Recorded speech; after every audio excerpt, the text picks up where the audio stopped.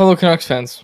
Welcome back to another episode of Canucks Conversation brought to you by Bet365. It's going to be a bit of a wonky start today, and he'll join us soon and tell his side of the story. But Harmon Dial, my dear co host, missed the group text between the three of us in our group chat that we were changing today to a remote show instead of in studio. So now Harmon's in studio getting set up, and he's going to join us.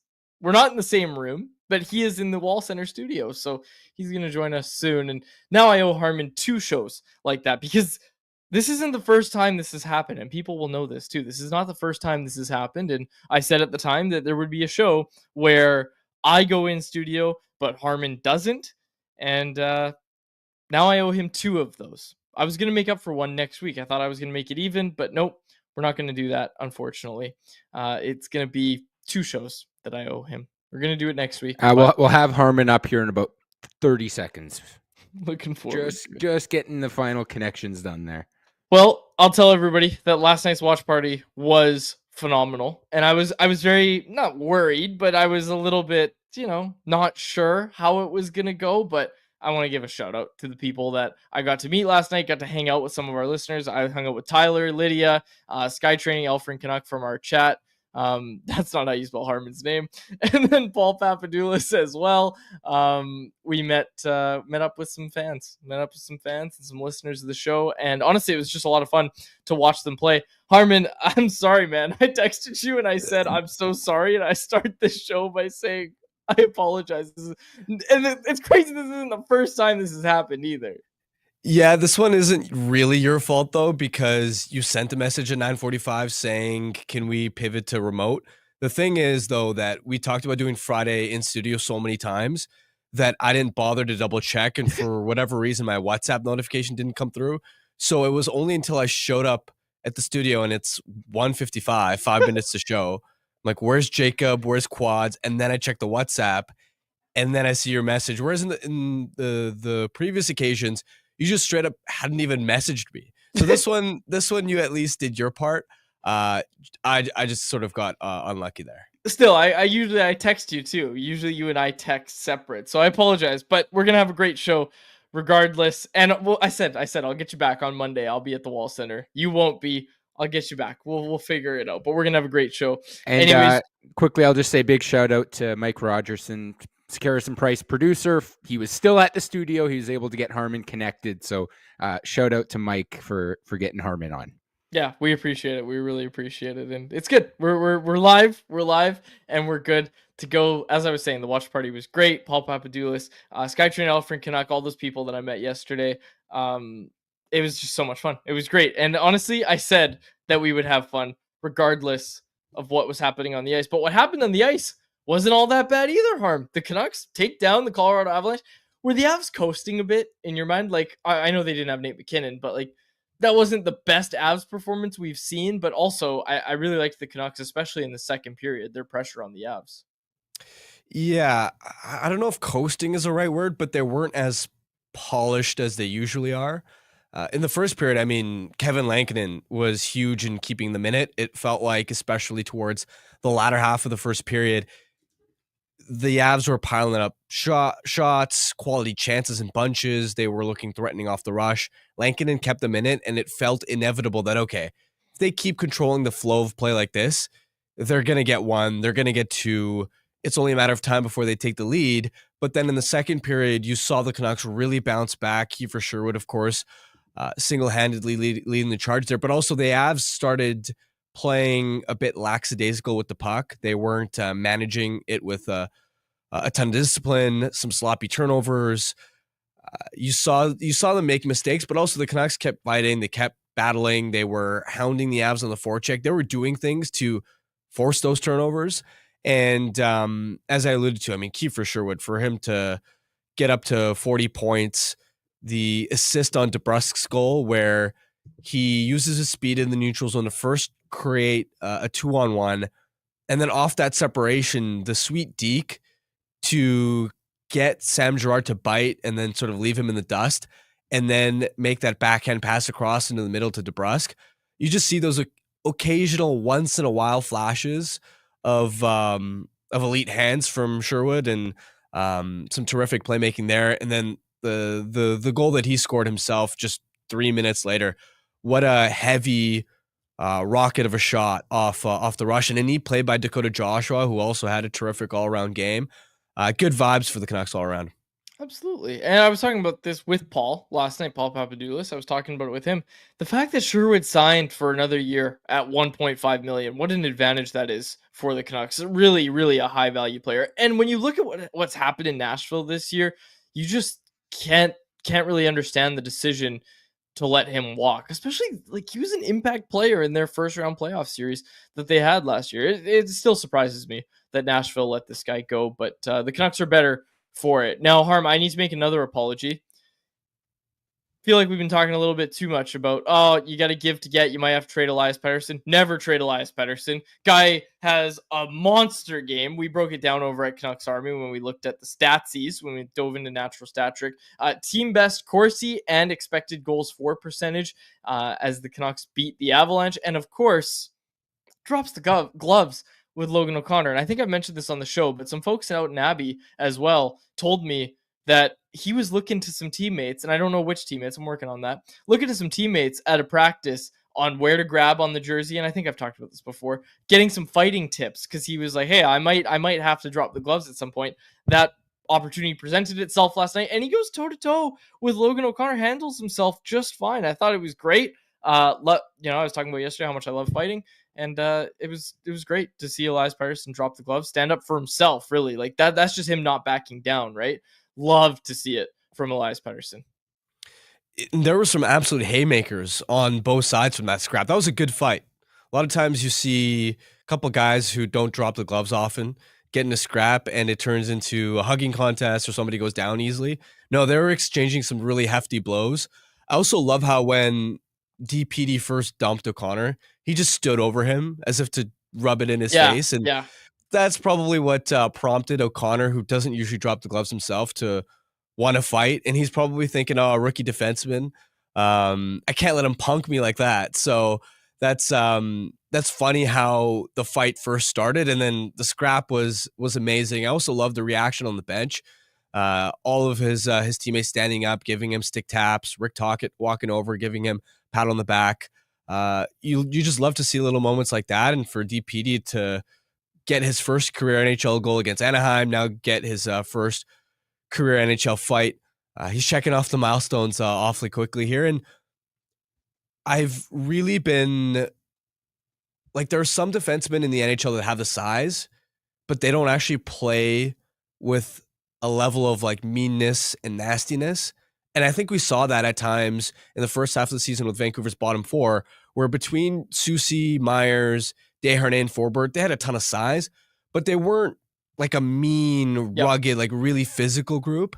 DPD looks like, even though he's not like a 6'5" monster, he's at 6'2", and it's a big body, but he is going to play with that edge and a little bit of that FU attitude. And that's something that, even going back to his draft class, just talking to some scouts, they mentioned how that's an asset and a secondary part of his game as well. And I think Canucks fans have been desperately waiting for somebody to fill a little bit of that toughness void ever since Nikita Zadorov left in free agency last summer. I called him Zadorov light. I called it. I said it right away. I said this guy skates. He just skates so well. Now, I will also say this about Elias Pettersson. This is one of those players where, like, I've stood next to him. I don't think he's 6'2". I think he's taller than 6'2". You've stood next to him too, right? Like, do you think I'm onto something here? He might be. He's a big body. He's obviously not in the 6'5", 6 foot. He's not a monster. He might be 6'3", 6'4", though. Yeah, I could believe that. I could see that. And you're taller than me, so you can still do this better than I can. But what we used to do is, like, we knew how tall Faber was, right? Faber's 6'3", 6'3.5". So he would go stand next to players, and then that would be how we measured players. We were like, is he looking down on them? Okay, then they're shorter than they're listed, or whatever, right? So you're gonna have a better gauge of it than I do, but I'm pretty confident in saying that I think Elias Pettersson is taller than 6'2". Maybe it's just one of those guys that's, like you said, a big body, so it feels like he's taller than he actually is. But I feel like he is. I don't know. Anyways, this stimulating conversation These kind of things happen at Greta Bar YVR at our watch parties. Even if we're not there at Greta, you certainly should be. They got the street food menu, they got the drinks, and of course they have the arcade games. Brand new football machine. I can give you firsthand reporting. Brand new football machine. Way better than the last one, I will say. You remember the last one, Harm? It's the one that you and I played on at the West Edmonton Mall as well. It's that one that has the little circles. This is a way more high tech. The receivers flash out at you, and you get rewarded for quick reaction. I was tearing it up last night. I'm not gonna lie. I'm way better at this one. Your last no, I know. was awful. Yeah, because that machine sucked. That doesn't tell you anything. This one, I was slinging it last night. You should have seen me out there. Did anybody challenge you in basketball? No one did actually. No, and that's funny because I was chatting with a few listeners of our shows or of our show, and no one challenged me to basketball. I actually didn't even play basketball last night. I play that, the red balls dropping into the bucket game. I like that one. And then I like foos hockey. I like foos hockey a lot. The air hockey table with the Canucks logos on it as well. Skee ball, big skee ball guy, played that, crushed it at that too.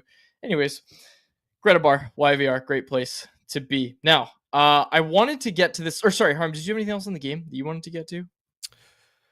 No, I mean, just continuing on the theme from what we said from the Dallas game. Yeah, look, the fact that they're winning games in this meaningless stretch, it doesn't guarantee that it's going to translate over to next year. But again, to reiterate what I was mentioning earlier this week, I would have been concerned to some extent if this team, as soon as they were mathematically eliminated from the playoffs, would have just thrown in the towel, stopped caring, not shown focus and discipline. So for them to keep that up, I like to see it. And this isn't the year where drafting 12th or 13th instead of 15th is really going to make a difference. This draft class, especially in the middle of that first round, is weaker than usual.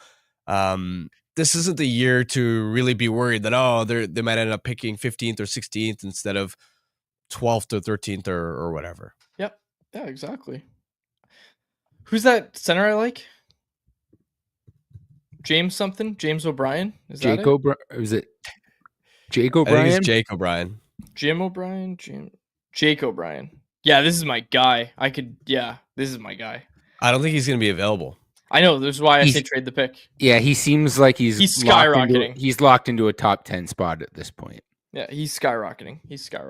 But that's a guy. That guy's going to be a player, just like Riley Tuff. Yeah. Okay, here's something I want to do. What's Riley Tuff and who's the other guy I said I liked? Riley Tuff's got 20 Brett Murray? goals. Yeah, Brett Murray. That's it. Thank you. Okay, so Riley Let's see Tuff what they're up to. I'll look up Brett Murray. I've got it. Okay, so another guy who's played mostly in the AHL. 26 goals in the AHL. Who cares about the AHL? I know. The guys I'm big fans of are really good AHL contributors. Anyways. They already were. Let's also not forget the context of this was let's find the next Dakota Joshua. And I threw out these guys. Might have been a little off. My pro scouting needs some work, potentially. I don't know. Maybe not. Probably not. Okay, before we go any further, I want to tell everybody about the 100% electric Toyota BZ4X, an SUV packed with plenty of space. The BZ4X can handle any terrain and can take you from to the slopes. It's backed by the peace of mind that comes with knowing you're driving a Toyota. And if you're driving a BZ4X, you get access to HOV lanes. Even if you're driving alone, when you choose the BZ4X, you can get up to $6,500 in rebates and incentives. And now you can finance a 2025 BZ4X from 0.99% APR for 36 months. Visit shoptoyota.ca or your local Pacific Toyota dealer today. Get in and go. Harm, I was going to save this for anyone else, but I feel like I have enough to talk about in anyone else. So let's make this a bulk of the show. We didn't get to this yesterday. The same Ian McIntyre story that we reacted to on Thursday's episode, there were quotes from Patrik Allvin on a couple different topics. Now, Elias Pettersson's going to be a topic, so I want to hold off on that. Let's start with what he had to say about Rick Tocchet. This one was pretty interesting to me.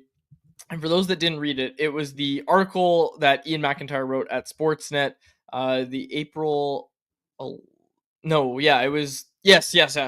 was yesterday. He put this article out and we didn't react to the Allvin part of it, but this was basically what Allvin had to say about Rick Tocchet. He said, I've said several times my hope is to have Rick Tocchet here as the coach next year and beyond that. That's something we will continue to talk about. That's my hope. I have a great working relationship with Rick and he's well respected. He's a really good coach and I do think that he has the ability to continue to build what he has implemented here. With the system and structure that he put together, it works even with the depleted lineup that they have right now.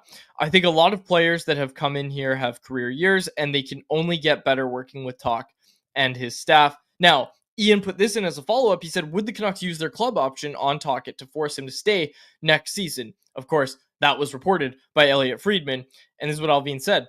I've got a lot of respect for Rick Tocchet, so we'll cross that path when we get to that point. But my intention is to negotiate term with him and have a coach here that wants to be here. We'll continue to talk about that. Of course, all of these quotes on the heels of another Ian McIntyre story where Quinn Hughes gave a huge vote of confidence for Rick Tocchet and Adam Foote. Now, Harm, this last part, the club option thing, no real surprise there because when the report first came out, it came at the height of these rumors coming out of Philadelphia that, well, there's your next head coach. Rick Tocchet's going to be your next head coach. And I think even at the time we said, yeah, this really just feels like the Canucks not really sending a message to their team and their market. And one of those rare ones for the rest of the league to pick up on that. It's like, hey, you know what? Stop talking about hiring our coach. We're going to work with him here. And just kind of quieting all that noise. I think that was what that came for. And I think what Allvin said there kind of lines up with what we were saying, that if he doesn't want to come back, I don't think they're going to actually pull him back on an option. 100%. It would be far from ideal to exercise the club option, to have a lame duck head coach in a scenario if he doesn't want to be back. That just doesn't work. This market has already had too much noise. This team has had too many storylines, off ice distractions. You wouldn't want to put the players in that situation either. But overall, I expect Tocchet to be back. I think a lot of this I feel is kind of negotiating through the media, to be totally honest. I expect that it'll get done. Management has made it very clear that they really like Rick Tocchet. Jim Rutherford absolutely loves him, which matters a lot too. It's not just Allvin who is a fan. So we know the team wants him, and we know from Tocchet's perspective, okay, he may have some questions about the roster moving forward. He's going to want to get paid to a certain extent. That it's been reported that the organization hasn't paid a head coach at that level in a while.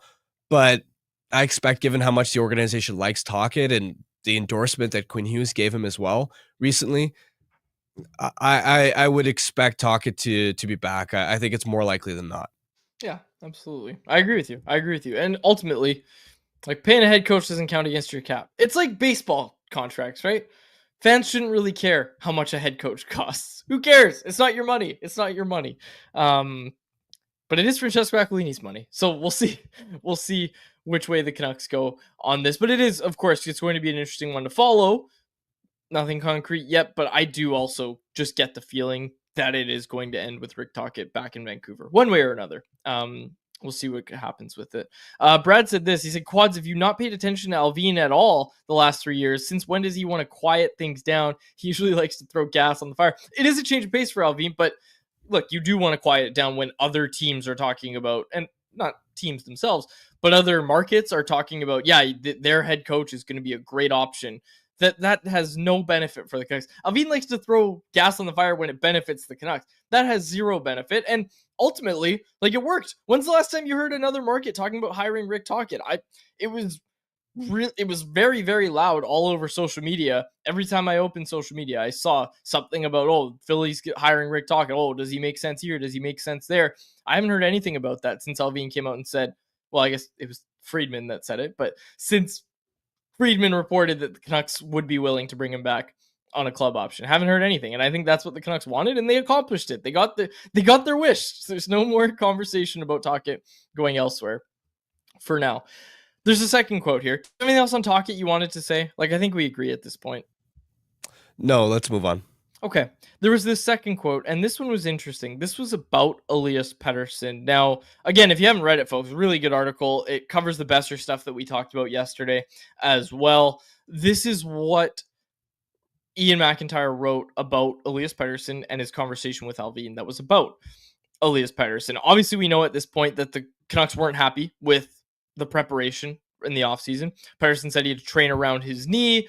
He came to Penticton and told everybody as much that it was a problem for him in the offseason, but that he was good to go now, all that sort of stuff.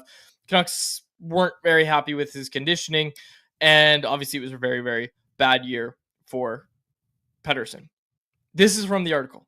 Allvin said Pettersson's summer training program will be a key part of exit meeting discussions and indicated it might be best for the Swede to stay in Vancouver to train this offseason. That's something we're obviously going to talk about here when the season is over and have a plan for it. We have the right resources here to help him. Listen, he has the ability to dictate the future, and I'm sure he wants to come back to his normal form and wants to continue to grow and get better. So we have absolutely the commitment and resources here to help him do that. And of course, Allvin noted, if you're listening to this, NHL, Allvin noted that teams can't tell players where to spend their summers, so the decision will be Pettersson's. Now, I don't think Vancouver's the best place for Pettersson to spend his offseason. Do you know where the best place for Pettersson to spend his offseason is, Harm? Michigan? That beautiful with the Hughes brothers. Play some pool, play some basketball, hit the gym with Quinn Hughes. Like whatever Quinn Hughes did to prepare for this season, just get Elias Pettersson to do the exact same thing. And yeah, teams can't tell players what to do, but teams can ask their captains nicely to say, hey, you should bring this guy with you. Let him sleep over with you. Have a summer-long sleepover. You got room, right? We'll pay room and board, whatever you need us to do. Okay, maybe they can't do that, but they can tell their captains, hey, Quinn, you've already got two little brothers that you're carrying around. This is very much giving like, Mom, you got to bring your little brother to energy. Add a third. Who's another Canuck they would send with them? I don't know. Maybe Garland, just because yep, he's close with Quinn. And then Dakota Josh was going to want to come because he already had plans to hang out with Connor Garland. So now Quinn's house is very, very full. Quinn's dream beach house. Seriously, though, like I am being serious that Quinn Hughes, as the captain of this team, to some extent seems like a pretty hands-off guy, but like I would hope that those two are close enough that like Quinn Hughes would just pull him aside and say like, hey, like you're a great player. And that's what I like about Quinn. He always defends Pettersson in the media and is always very quick to say like, hey, he's a great player. Quinn, just pull him aside and say, hey, you're a great player. But like we can get to another level. We, not you, we can get to another level. Like, I'm being a little dramatic with the come stay at my beach house all summer long. But like seriously, like let's get to another level and let's lead this team together. Let's be honest, Harm. Like who's this team's core? It is Pettersson and it is Hughes. It's super uncertain with Besser. I don't think you're putting Philip Hedl or Pia Suter in that conversation. Are you calling Connor Garland and Jake DeBrusk a core player? Like they're more complementary players than anything else. And I'm not trying to say that as a slight to them. It's just a fact of the matter. Like when you look at this team's core, it's moved from what it was before with Miller, Horvat, Besser, or these guys, right? It's moved and now it's Quinn. And like right now, if someone in the chat said, oh, I wouldn't put Patterson as a core player right now. Yeah, I wouldn't even start a disagreement about that. I'm just saying that for this team to succeed, they need that core of Pettersson and Hughes to really be the starting point, the building blocks for them. And right now, Pettersson isn't that for this team, and they need him to be next year. Wherever he spends a summer, it doesn't really matter. It's about having a monster offseason regardless. Yep. And as a player, if you're in Pettersson's shoes, you got to be feeling that heat, especially when you know that you've got that no movement clause kicking in on July 1st. And if you want to stay in Vancouver, you're going to be feeling the heat to prove to this organization that you're serious about taking your game to the next level, that you're serious about leveling up your preparation, your habits, your off-ice commitment. And it's interesting too, because I've had this conversation with multiple people who've known Pettersson in the past. earlier in his career, he did have that obsessive drive to get better, right? We remember those stories that Botch would share about how he broke his shot into so many different parts and turned that from a weakness into one of his biggest strengths in an offseason. And even just beyond that, his first couple of years in the league, just like I talked to his trainer over in Sweden in like 5 years ago, and he was blown away at how dialed in Pettersson was with his training regime, and sort of would tell me stories about, if anything, it was harder to tell Petey to take days off in the summer. How he was just always pushing to get better. And this is the same trainer that worked with him in Vacqua in the SHL. Like he did have that obsessive drive. So it's not as if he's always been this player where preparation and working hard in the summer has been an issue. He just needs to tap back into that same hunger and drive that people around him have seen at earlier points in his NHL career. Yeah, because that's the thing is, and I don't know about you, but like this is becoming a common theme that we're hearing, not just from the team either, is that like, yeah, like Patterson probably could benefit from getting in the gym a little bit more. And it's not just from the team that you hear that at this point. And you weren't hearing that earlier in his career. So it'll be interesting to see how this offseason goes for him. And really, you just brought it up, Harm, that July 1st deadline. Like, I don't think it's a coincidence that Allvin brought it up that it's going to be a topic at the exit meetings. Because guess what? Next week, Canucks season comes to an end. Probably next week, maybe the weekend. I don't know when it's going to be. Canucks players are going to do exit interviews. You know what a question Elias Pettersson's going to get asked? Where are you spending your summer? Like, what's your plan for the summer? That is going to be a question that Elias Pettersson gets asked. And how he answers it is going to be super, super interesting, especially with Allvin throwing out this quote today. Again, courtesy of Ian McIntyre. Our thanks to Ian for being on the road. Gets us some great content from the road. It is going to be a topic, and it is going to be something that we're talking about for sure. Yeah, I'm excited for even just end of season availabilities in general to hear from players, management, to kind of tie this messy, dysfunctional, disappointing season to all together, and to kind of hear their full takes. Even somebody like Thatcher Demko, who I think it was maybe a week and a half ago, who's asked a question by Farhanlology about just what this season has been like, just dealing with multiple injuries, how challenging it's been, and Demko said, I'll have some insight to share at the end of the year, but right now I'm just kind of dialed in on, at that point, that we're still mathematically alive in the playoff conversation. So I'm looking forward to hearing from Demko about that as well. A lot of I want to hear from Pettersson himself at the end of the year about his season, reflecting on it, what he's learned. There are a lot of intriguing storylines that I'm going to be interested to track next week. Do you know who else I think is going to have a really big summer? Two players. I'll give you two players. One is Dakota Joshua, right?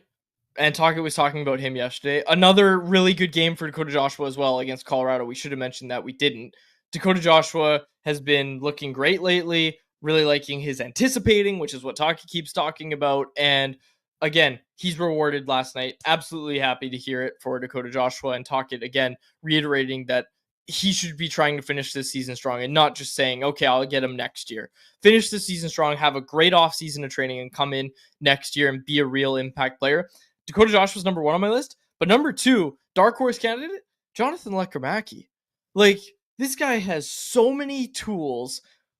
And I'm not just saying, oh, I think it's going to be a great offseason because he's going to get stronger and he's going to look a lot better this year. Although that is true, I'm looking at it and saying, what did this guy do after a really tough D+1 year where he was suffering from mono? He had different injuries that were keeping him out and his production sucked. Everybody was talking about this guy being a bust. Maybe that was just me. But he comes in, has a great offseason, and then he takes the SHL by storm the next season. I'm expecting that from Jonathan Lekkerimäki to just go have a big offseason. Again, you've got that knowledge of what it takes to play at the NHL level. And let's be honest, it's very clear that Jonathan Lekkerimäki needs to put on some weight, needs to put on some muscle, some power in those legs to not get pushed off the puck as easily. An offseason of training should do wonders for him. My third dark horse candidate, I feel like Atu Ratu's a skating coach away from being just a real middle six, really solid middle six, like can play on your second line. Not a bona fide second line center, but like a real solid middle six center next season. Like a good skating coach away. Give him the Bo Horvat treatment. Like, don't you remember? Bo Horvat just completely revamps his skating in one offseason, then he comes back, and again, like you said, it's a strength all of a sudden. Bo Horvat sucked at skating before. Yeah, but for every Horvat, there are 10 other guys that were slow, like Brendan Gaunce, who's slow, worked hard at his skating, but couldn't actually meaningfully improve it. Now, I will say Ratu last training camp looked a little bit quicker. So if he's able to take another incremental step, that's what you're hoping for. But the Horvat path is unrealistic. Let's be honest. I have a new CBA proposition for you. You ready for it? Yeah, what's up? Teams get to pick where guys summer and where they or what they do to train. Yeah, Kuzmenko would have never been allowed to go to Bali. No, he wouldn't have. He shouldn't have been. Think about it. What does Kuzmenko look like if he never goes to Bali? Yeah, that's a terrible decision. No, that'd be not. A terrible rule. No, it's not. Get him a hamster owner wheel. Owner Quads would send every player that needs to have a big summer. Yeah, Winnipeg. To like Winnipeg. Yeah, you're all going to Winnipeg. Yeah, I was gonna say Winnipeg too. Somewhere where you can't really do a lot of fun things. Yeah. All you could do is train. Yeah, why are you doing fun things? I'm paying you millions of dollars. Go train, get better. But you're not paying them in the summer. Dude, it's 16 degrees and sunny in Winnipeg right now. Low of 0, but it's still sunny.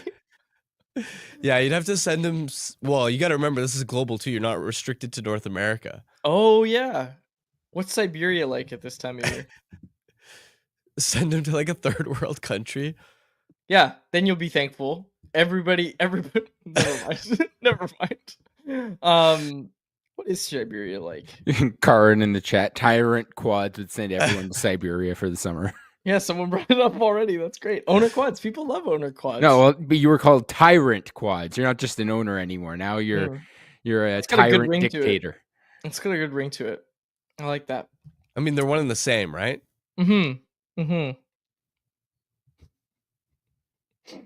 Where else should we send players? This could be a fun game. Pull up the Geoguessr, Jacob. You know what? It's funny. Right before the show, when I was waiting for you guys, I played a couple of rounds of like the worldwide Geoguessr. So it's we can do hockey arenas around the world. You know, we can send them. I don't know. I'm sure they have a couple ice rinks in some interesting places. I think they've started playing ice hockey in Jamaica. You know, send them off to Jamaica for a summer. That sounds too fun. Good point. Yeah, that's true. Way too fun. I'm sure boring. Everybody. I'm not gonna say it. We have listeners there. I'm not gonna say it. Okay, Jacob, get. Oh man, city names are just running through my head. Right, everybody gets to go to Nelson, BC.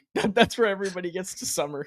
Okay, sorry, yikes. Jacob, get the Geoguessr ready. We're gonna play it during anyone else, and you just share your screen, and Harmon and I'll tell you where we think it is in the world. Okay. And do you want the worldwide Geoguessr? Just world, yeah, not hockey. Just worldwide. Dude, I'm gonna be terrible at this. It's okay. I'll help you, Harm. We're gonna have fun. Is there like a Lower Mainland one, Jacob? Actually, yes, there is. Hey, get the Lower Mainland one. Get the Lower Mainland or BC, whatever. Let's do that. We'll do a BC wide one. The Lower Mainland one's too easy. Okay, but I still have hockey stuff to get to. So let's get to anyone else, which is brought to you by our friends at the Vancouver Canadians, who, folks, are back at the Nat next week. Like I've been telling you, they are on the road this week, but they've got a Friday nooner next week, so don't forget about that. It's a 1:15 start, and if you haven't been to one, just so much fun. I love going to Nat Bailey Stadium, and you should too. The season opens next week on Tuesday, April 15th, and it is a fireworks night as well. The magnet schedule giveaway as well, so don't forget about that. And like I said, weekends with a White Spot Family Fun Sunday afternoon game, and the kids get to run the bases post-game. It's a lot of fun. I have run the bases at Nat Bailey Stadium, and no, I wasn't 17 when I did it. I was under 12, and I had a great time. Getting to run the bases at Nat Bailey Stadium is a lot of fun. Oh, so Make just sure a you few head years out. ago? Just a few years ago. For tickets, call 604-872-5232 or go to canadiansbaseball.com. Folks, it's pro baseball. Like it's pro ball. And here's the thing. I tell this to everybody. Watching a baseball game, especially like a pro game, the environment is so fun and it is just such a good time out in the sun, and we're getting some really good weather next week. Perfect for the Canadians home opener week. Make sure you head out Nat Bailey Stadium. You don't have to go to an MLB stadium. You don't have to drive down south to watch that team down there. Who wants to watch them right now? You can watch the Vancouver Canadians. You got pro ball in your own backyard. It is so much fun. It is such a great time. Really good for families as well. So if you haven't, and honestly, here's the thing. I think most people listening to this show have been to a Canadians game. Like, I think most people have. If you haven't, if you're one of the few that haven't, make sure you go out. I'm sure you'll have a good time. It's just, I love the Seas. So happy to have them back as a sponsor for anyone else. Okay. I had a couple things I wanted to get to, Harm. Your buddy Thomas Drance, I saw this on X right before we started the show. He is talking about a play-in tournament again, and I've been kind of opposed to it in the past, but I think that damn Thomas Drance might be onto something here. And what he's talking about is that this has just been a really boring week of NHL games. Like even last night's game, we were excited, great time over at Greta, but let's be honest, like it was a pretty mean nothing game. And the way Tom put it is he said it has a preseason feel to it. And yeah, we kind of have. And he makes the point that the Canucks and Utah games would have had huge stakes, like the ones last night, right? The one with Colorado, the one with Utah as well. Huge stakes. And these would be like really, really important games to have a play-in for. Where are you at on that? Well, I've told you for a while that I'm on board. And initially, I was in the camp that, you don't want to play in tournament. Half the league already makes the playoffs. What are we doing, allowing more mediocre teams potentially into things? But then I sort of thought about it more, and I realized that if you don't want to be caught in a spot where you end up having to play a mediocre team in the playoffs, just finish top 6 in your conference. That's how it works, where if you're in the top 6, you don't have to worry about the play-in rounds. And if anything, that creates more battles and races in the standings that teams have to care for, because it's not just you're trying to be one of the eight teams in your conference to make the playoffs. It's you want to finish top 6 so that you're not potentially roped into a play-in. And the thing too is, even if you are, let's say, the 9th or 10th team in your conference and you have to try and work your way into the playoffs, it's a daunting, like the number of, like you have hoops to, or hurdles to jump to before you get to the first round of the playoffs. It's not just, all 10 teams are in the playoffs. So I like it. I'm on board with it. I think it would make the regular season much more interesting. So if there were a play-in tournament this year, and we went with your idea of 1 through 6 are locked in, assuming that Minnesota doesn't catch Edmonton here, this would be what it is. You'd have a first round play-in matchup of Minnesota versus Vancouver, and then St. Louis versus Calgary. And then whoever wins those goes into the playoffs. I was thinking like, that's not great. Why should the Minnesota Wild and St. Louis Blues be rewarded for the seasons that they've had? Why, I would say this even if the Canucks were on the other side of that. Why should the Canucks be rewarded for the season that they've had with a playoff spot when they come in at 93 points or whatever? Yeah, and the top 6 teams who are all Stanley Cup contenders, they're protected from it, right? Yeah. Winnipeg, Dallas, Vegas, Colorado, LA, Edmonton, they don't have to worry about that. Yeah, and even in the East, it's similar. In the East, the playoff matchups would be New Jersey versus the Rangers, Montreal versus Columbus. And I mean, in the East, I think is a better argument for why it shouldn't happen, because why do the Rangers or Blue Jackets, with the seasons they've had at 81 points, deserve anything? But I do like it because it would counter this week where it's just like we know everything that's going to happen, and now we have to play out these games anyway. It would bring more entertainment, I think, to this week of hockey. Yeah, and even the point about what do the Rangers and Blue Jackets deserve? Sure, but do the Canadiens really deserve to have a guaranteed playoff spot, considering someone mute Canucks have the Mike. same number of points as them? Yeah, absolutely. In the standings. Absolutely. Like they I haven't don't been that disagree. great. By the way, I don't disagree. And then you'd have the Devils, who have been sliding in the second half. They're banged up with injuries. Yeah. I'll jump in because a couple people pointed out in the chat the NBA's play-in format is actually a little bit different. They have like 7 versus 8, and the winner of that gets a playoff spot. And then 9 versus 10, those teams play, and then the winner plays the loser of the 7v8 for the last spot. It's really weird. I don't think that's how the NHL would do it because of the NHL's current format. Like top 3 in each division, you get into the playoffs. That's your top 6, and then you have 4 wild card teams, and it'd be like baseball essentially, where you have the wild card teams playing around against each other, with the winners out of that getting into the playoffs. I think that's far more likely for the NHL than the NBA one, just because I saw a few people talking about that in the chat. Well, I don't even mind the NBA format because, again, then you're giving the teams that are 7 and 8 a leg up. Yes, if and you're that 9 is true. and 10, That's the reason you've got to they win do it. extra games. That was earlier what I was trying to get to. I wasn't fully familiar with all the the exact matchups for the play-in, but that was my general understanding. Was if you're 9th and 10th, your path to actually getting into the first round of playoffs is more difficult than the teams that finish 7th and 8th in the conference. Yeah, and you could even replicate that if you wanted, where if you just had 4 wildcard teams, maybe you don't play home and home. The higher seed gets home games. You do a best of 3, all 3 played in the same city. So the 7 and 8th seed have a distinct advantage, but the 8 and 9 the 8 and 9, or however you work it out, or sorry, be the 9 and 10, still have an opportunity to overcome that. Like, I think there's plenty of different ways you could do it and still give an advantage to the 7 and 8 seeds without just giving them playoff spots outright. Whatever it is, I'm on board. I think I'm on board now. It's taking me a while. I'm pretty sure last year there was a clip where I made the case for playing around. There is, and I was very, very against it. Yes, I remember that. I don't remember why I was so against it. Because this seems like a good idea. This seems like a pretty good idea. Okay. Anything else you wanted to get to, Harm, before we start some Geoguessr? I wanted to ask you, what's this I've been seeing about the Mariners already, like their season's already over? It's not over. It's just like they've got injuries really early, and the guys that are healthy, except for like Randy Arozarena, can't hit at all. It's it's what's their record? I think they're like 4-8. Oh, well, no, they won what a yesterday. heater! 5-8. What a heater! But that's the other thing is their division, the AL West, like they're right there. The Texas Rangers, who they have a 3-game series against, are in town, and like the Mariners are in dead last at 5-8, whereas the Rangers are 9-4. The Angels are like, what are the Angels right now, Jacob? They've won a lot of games, aren't they? Like 7-4. I think they're 7-4 and first in the division. So, anyways, what I'm trying to say is that it's close. It's not over yet. Are the Mariners? I'm not familiar enough with their history. Are the Mariners basically the Canucks of the MLB?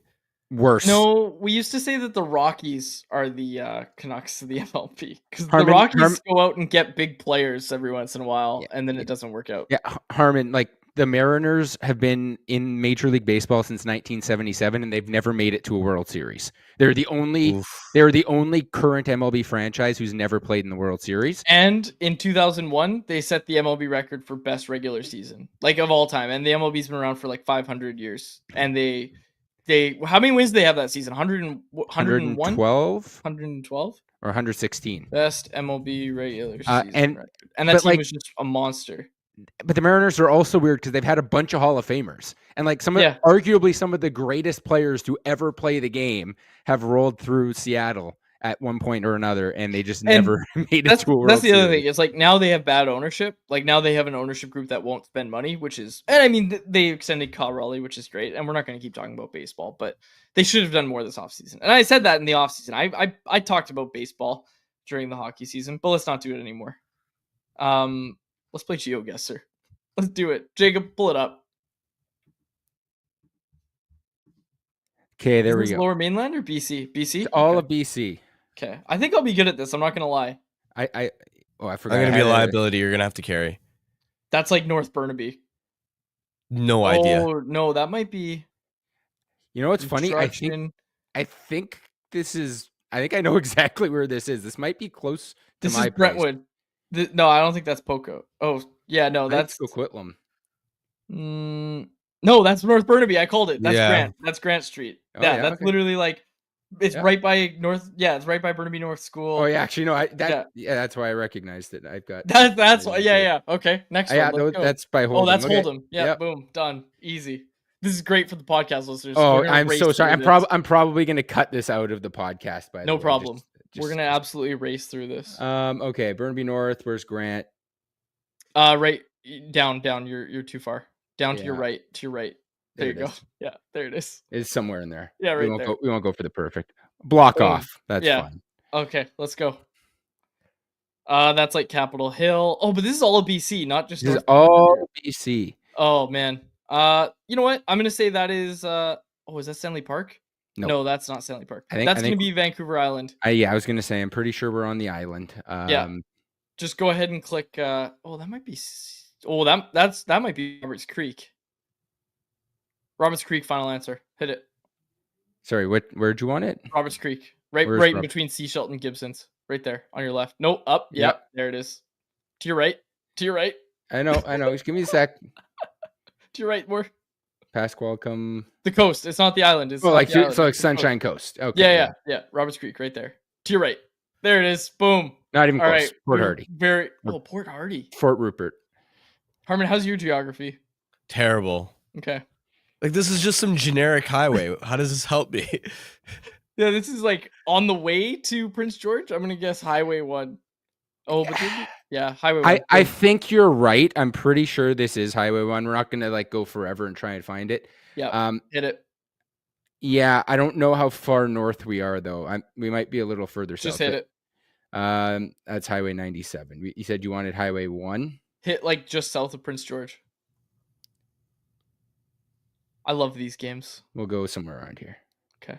Nope, we are basically on the border of the Yukon. Okay. Okay, let's make this the last one. Well, there's This is 2 more another rounds. This is another generic highway. 2 more rounds. This one. Oh. If you want me to guess, we're probably further out east, closer to the Alberta border. Yeah, boom. And it's smoky and not very mountainous. Yeah. So I'm going to say further up north. Nelson, BC. We're probably close to Dawson Creek. Boom. Nice. See what I do it. Pretty good. Nice. And then this is. Oh, this actually looks kind of familiar. Okay. Really? This looks familiar? A little Harmon, bit. take it away. This might be on the. I could be totally wrong, but this could be on the way to Costin, like the. That would be Crow's Nest Highway. Yeah. Yeah. Or I'm trying to remember. Was it Crow's Nest or the other one? Because there's 2 ways. Yeah. I'm comfortable guessing somewhere on the Crow's Nest. Yeah, let's do it. Yeah. We'll guess like somewhere up here, right? Or going. Yeah, along the river? It would be just before Headley, I think. Nope, we were wrong. No. Whoa, where is Jesus, that? that wasn't even close.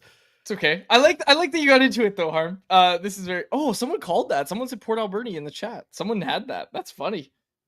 Cool. I think we might All have right. a listener in Port Alberni. All right. There we go. We're done. This is great. The comments are rolling in right now. It's a Friday show. The Canucks were eliminated. We're gonna. Well, no, people are liking it. Oh, Brooke good. Shinobi said Harm looks so lost and Quads is so locked in. I love this kind of stuff. I like Geoguessr. I'm gonna have to play this in my spare time. This is fun.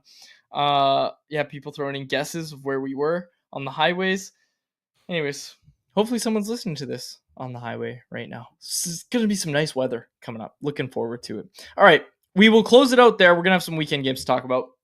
I still got Bet365 to get to. Thanks. Bet365, bet of the day. We're looking at the Remember NHL when you slate. bet on the Mariners to win the World Series and now their season's already over? It's not over. Sorry, I don't bring it know up where again. you got this idea that the Mariners season is over. It's not over. In fact, Bryce Miller on the bump. He's gotten unlucky. He's had a lot of barreled up balls that should have been catches. He's going to get some defensive help tonight. He's on the mound as the Rangers take on the Mariners. The Mariners are hosting the Rangers, and they're underdogs in their own barn. You don't call it a barn in baseball, but at T-Mobile Park, the Mariners are underdogs. They are plus 105 on the money line, and we are taking that. We are hammering that. Plus 105, Mariners money line against the Texas Rangers. Do That you was our want to bet of the day. make? Do you want to make a Mariners playoff bet? I'll give you 2-1 odds. Not right now. Oh, Okay. I mean, you just you and me? Yeah. Oh yeah, of course. Boom. No, I don't. I don't know why I'm saying that. I don't think the Mariners are making the playoffs. I was saying that before. The Well, season there you even go. started. Yeah, I'm not. No, I'm not. But I am taking them tonight on the money line. That's our bet of the day, brought to you by Bet365, where every nail biting overtime win is a barn burner. Every face-off, hat trick, power play, shot on goal, home run, penalty shot, and every suspenseful minute in between is amazing. Whatever the moment, it's never ordinary at Bet365, an official partner of the NHL. Download the Bet365 app and use the code NATION to get in on the game. Must be 19 plus to play. If you choose to play, please play responsibly. And the Giant Baby takes us into the weekend. Ottawa Senators headed to the playoffs. We will close it out there, folks. For my co-host Harmon Dial and our technical producer Jacob Bazaar, my name is Jacob Jolie. Thanks so much for this episode of Canucks Conversation. Canucks Conversation is live Monday through Friday, every weekday at 2 p.m. over on the Canucks Army YouTube channel. Make sure you like, subscribe, and interact in the YouTube live chat every day with us, folks.